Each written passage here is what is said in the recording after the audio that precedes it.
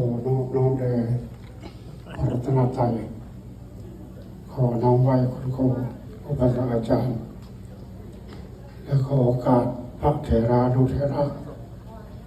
และขอเจริญพรมายังออกตนญาติโยมพุทธบริษัททั้งหลายที่ได้มาร่วมงาน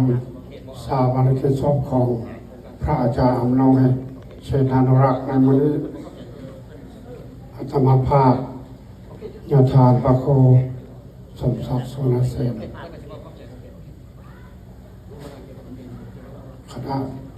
ที่ปรึกษาองค์การคณะสงฆ์ลาวสหรัฐอเมริกาขอกล่าวคำไว้อะไรแด่พระอาจารย์อำนวยเชนานุรักษ์ในมื้อนี้ก่อนอื่นจะขอแนะนำว่าอาตมาภาพพร้อมด้วยพระอาจารย์รวยในหัวจักกันนำดอนปะเลยพระอาจารย์มันน้อยพันเลยมาอยู่ที่วัดบ้านนาธนามอำเภอเขมราชจังหวัดอุบลราชธานีในปี1988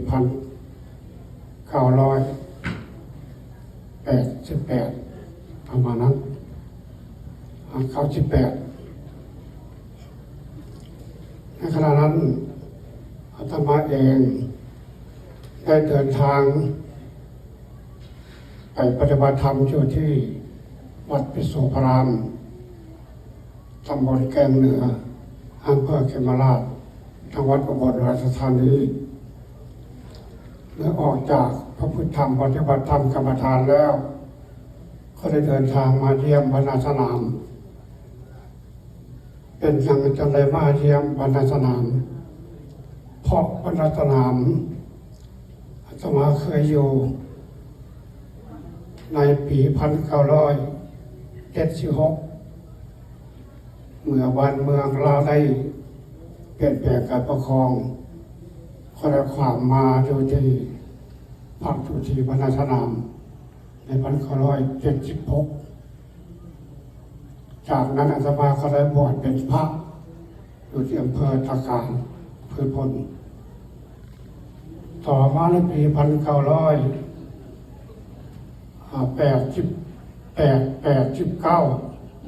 พศ2530หรือ31อาตมาก็ได้สร้างศาลาโรงธรรมหลังหนึ่งขึ้นอยู่ที่วัดบรรณาสนามในขณะนั้นก็เงินบาทมาแข็งเนี่ยสร้างไปต้องเป็นเงินอยู่ประมาณ4 ล้านบาทเขามีการสำเร็จที่แล้วก็เลยจะไปเยี่ยมยามไปเยี่ยมยามแล้วก็เลยไปเห็นอาจารย์อำนวยเชนานุรักษ์ประจำจังหวัดอาตมาก็เลยถามเพื่อนว่าต้องการไปสหรัฐอเมริกาบ่เพื่อนก็ตอบว่าบ่มีพี่บ่มีน้องบ่รู้จักไผคันว่าจะไปได้จังไดอาตมาเคยบอกเพิ่นว่าคันอยากไปอาจารย์ประกาศเอาเพิ่งเลยตกลงว่าไปในปี1998ก็ได้ประกาศของเพิ่นปี1999เพิ่นก็เดินทางมาสหรัฐอเมริกาเขาได้พำนักอยู่ที่วัดลาวพระรังสีระยะหนึ่งต่อจากนั้นจะได้จำญาติชายสวยมาจากเมืองสัตตันอันนี้ความเป็นมาของพระอาจารย์มนวย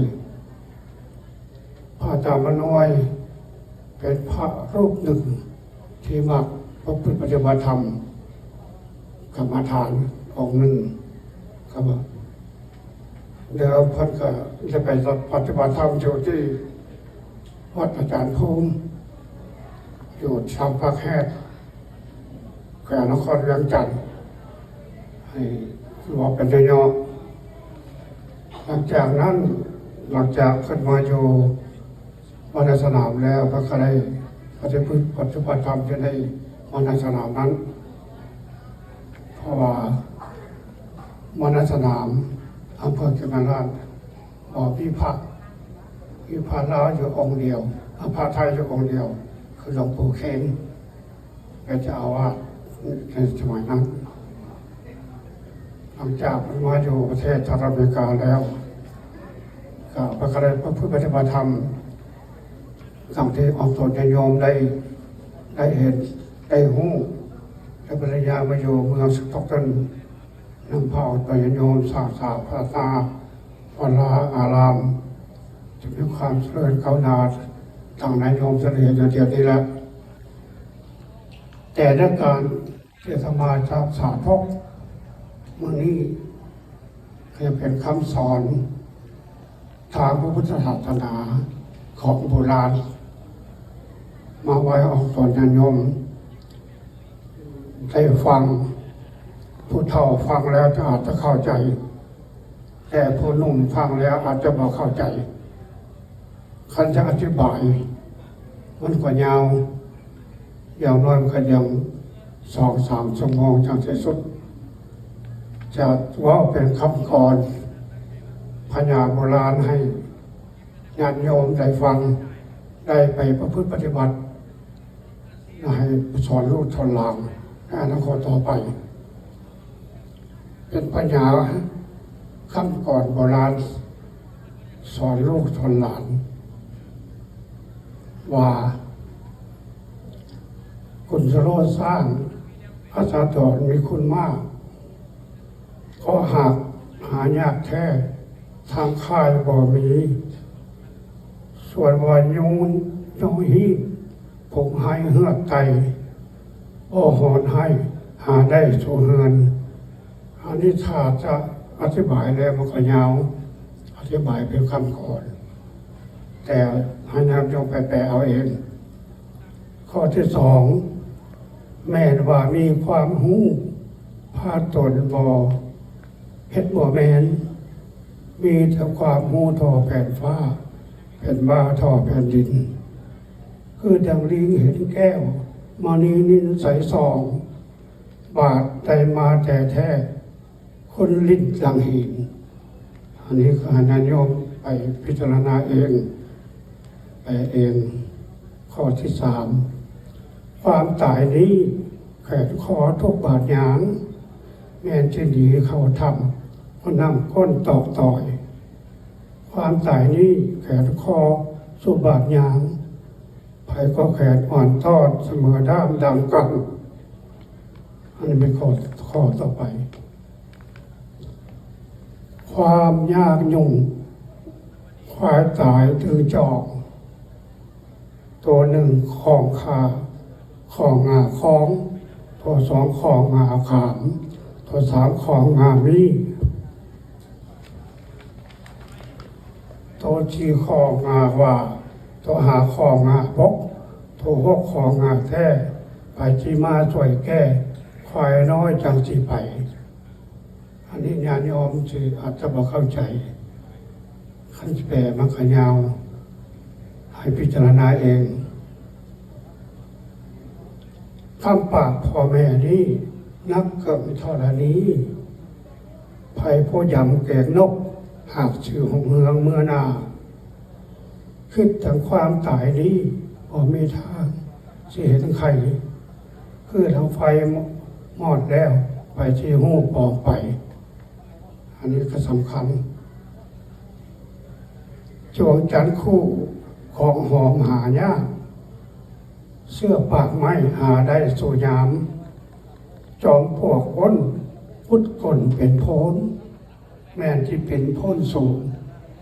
ส่วงไก่แจ้งอันนี้ก็สำคัญกันให้แปลเอาเองเด้อบอกเด้อขั้นแปลบ่ได้ละแปลของพ่อเดชโตเถนาสิแปลให้ฟังขั้นบ่มีขาสาขาไม้ใบเขียวพกหอข้อบอดูอาแท้พนนั่นเป่าแปลงใจบ่ใส่ดาด้วยเว้าแมนก็เป็นพิษแต่บ่ดาโซดาดอมเว้าดีก็เป็นห้าย ใจประสงค์สร้างกลางดงกว่าทงใจขี้ข้านกลางบ้านกว่าดงอันนี้ก็สำคัญด้วยกันชื่อว่ากรรมถึงแล้วกรรมใจตายจากบ่วิภัยแก่ทื่นขึ้นได้โลกเฮาชื่อว่าฉันเพ่งแจ้งบ่ปานแสงสุริเยศ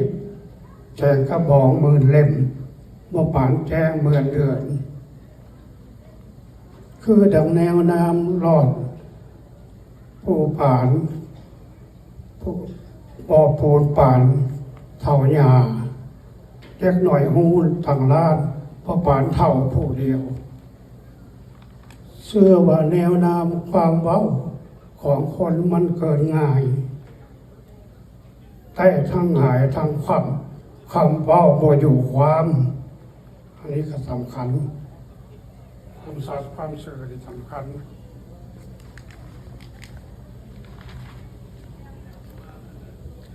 เขาหักเขาก็ย่อมเขาสั่งเขาก็ด่าเพื่อดาพักเขาเมามาเท่าเห่าแต่เขาข้าเน่าเฮ็ดไม่เห็นแล้วสีหยัง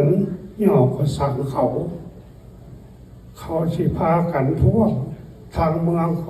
ก็บองเรียงเขาที่ทางห้ายขายหนาก็บ่อายเสื่อโลกี่กว้างเมืองคนมันบ่เถียงมันหนักเอียงอ่อยซ้อยคือค่อยตะลิงของลางเถื่อชิดกับได้เป็นครูสอนสั่งก็ไม่ได้ลางเถื่อลูกออกจากก้นสอนสอบพ่อแม่คิดก็ไม่ได้ลางเถื่อแนวเด็กน้อยสอนคนหัวดอนก็ไม่ได้ลางเถื่อเสื้อไผ่บ้านสอนเท้าตาปัญญาก็มีเสื้อสัตว์จ้องขั้นจองขยังหุบบาดหาสารตาลุบหลงคือจ้องยามเมื่อซาตาขึ้นขวางคือขอนก็ยังลองบาดสีล้มยุ่มหยาก็บอกฟังที่ว่าไก่ที่ว่าเป็นไก่ตื้อเส้นตอดต่ำขามันหนักไหมเห็นแนวกินทางแหล่งนวลนำก้นที่ว่าควายบักเลห้ายปักตูสวนพัดบ่ฮีที่ว่าแมงมีห้ายดินสิมบ่หำเพิง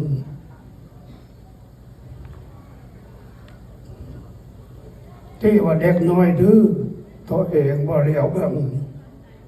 กินแต่เหล้าเมาอยู่จนเด็กน้อยก็เฮ็ดน้ำ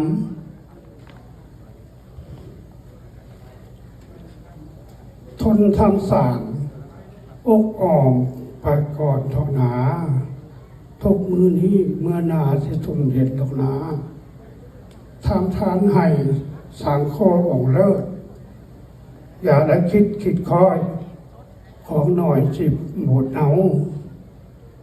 ทำทานบ่มีศีลพ่อผลบุญบ่หัวหู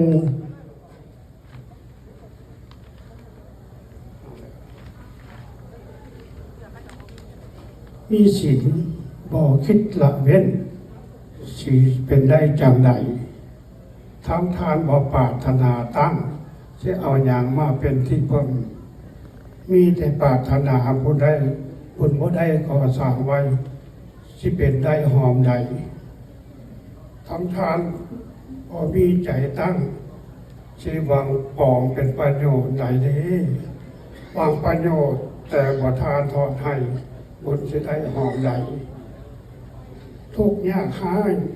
เขินขาดแรงอายก็ได้ทอนอย่าได้ลืมคำสัตย์เที่ยงจำคำมันบวกอาศัยสื่อน้ำพาเพิ่งวางตมไผ่กับนายก็เพิ่งกันโดยได้ขั้นว่าเสือสางสร้างขวางฟานอาศัยป่าอาศัยสิ่งให้ที่หนามันเมืดมุ้งเขาอาศัยซึ่งบ้านก่อเพิ่งบุญเฮาคันเฮาหนีไก่บ้านเฮ เงินซานที่เป็นป่าบ้านที่เป็นเหล่าเฮือเพื่อที่เกี่ยวเหมือนมุงอันนี้ก็สำคัญไม่ออกเขาอาศัยพวกพ้องน้องหนูสหายเก๋อเขาก็อาศัยเขาจึงเป็นเมืองบ้านคนหักอาศัยด้วยตอนคนเป็นโมงมีไผ่อยู่ยั่งทอนทอผู้เดียวได้แล้ว บุญบอกเคยได้สอยสวรรค์คำพญานาคที่ดินดากติดหัวแต่ละน้อยหลงเอิ้นว่าหอนบุญมีได้เป็นนายให้เฮาเพิ่งข้าบุญบอกให้เขาชื่อได้สิใส่ตั้งแต่เฮาบุญมีได้เป็นนายให้เฮาเพิ่งขั้นแม่นบุญบอกพ่อแสนจีดีนก็เป่าได้ขั้นสิคอยแต่บุญมาคำพอทำทานแม่นบอกมันบอกแม่นคอยแต่บุญส่งให้มันสิได้หอมได้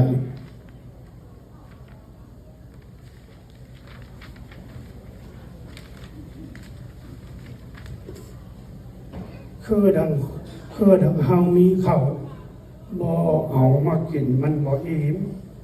มีลาบคันบ่มีข้าวต้นทางข้อมาหอมเต็มได้แล้วโลกนี้ผู้เที่ยงมันเหมือนดังนิทานยามเมื่อเที่ยวสงสารผู้เที่ยงคงคือน้ำลางเถื่อพอบกพองลางเถื่อพอยบกแห้งลางเถื่อเต็มแปนเป่าเสียเป่าลางเถื่อเขินขาทางเรื่องเลื่อยอยู่ดังเดียวนั่นแล้วโลกเฮานับมือหายหอมแห้งเลือดเหลือทะลักเพราะคนไก่คำสอนแห่งองค์พุทโธเจ้าขั้นว่าเป็นสาวพุทธแท้อย่าเหินห่างไก่วัดให้ภาคกันบำเพ็ญทานหักษาศีลภาวนาพร้อมตอมใจเจ้าทินธรรมจะมาสวยเจ้าให้พรให้เจ้าภาคกันเรื่องได้หงเฮืองแท้แล้วอันนี้เป็นคำก่อนที่พ่อแม่ครูบาอาจารย์ได้สั่งสอนออกตนนายมเป็นภาษาเป็นพญาขั้นจิตแปรด้วยกับยาวแต่ละคำแต่ละครนะครับเป็นที่ความหมายเพราะฉะนั้นในวันนี้ขยันยอมให้เอาอัดไว้ก็ดีคำว่าสั่งสอนลูกสั่งสอนหลานสั่งสอนตัวเองท่านครูบาอาจารย์ครับอันนี้เป็นการที่ให้ทัศที่ทำแก่ออกตัวนิยมเป็นคำก่อนโบราณในท้ายที่สุดนี้ขอ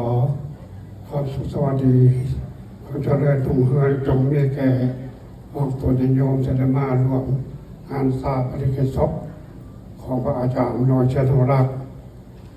และขอวิงวอนเทพดาเจ้าทั้งหลายที่อยู่ในเมืองโลกธาตุจงนำข่าวนี้บอกแก่สรรพสัตว์ทั้งหลายพร้อมด้วยดวงวิญญาณของพระอาจารย์นอยเชษฐรักษ์ทางคณะครูบาอาจารย์คณะสงฆ์ลาวสหรัฐอเมริกาพร้อมด้วยอักษรญาติโยมและคณะกรรมการผู้ประธรรมวัดลาวอเมริกันที่เมืองสต็อกเกิลได้มาสอนสการฐานในวันนี้ขอให้ท่านกระนำวัฒนาส่วนบุญ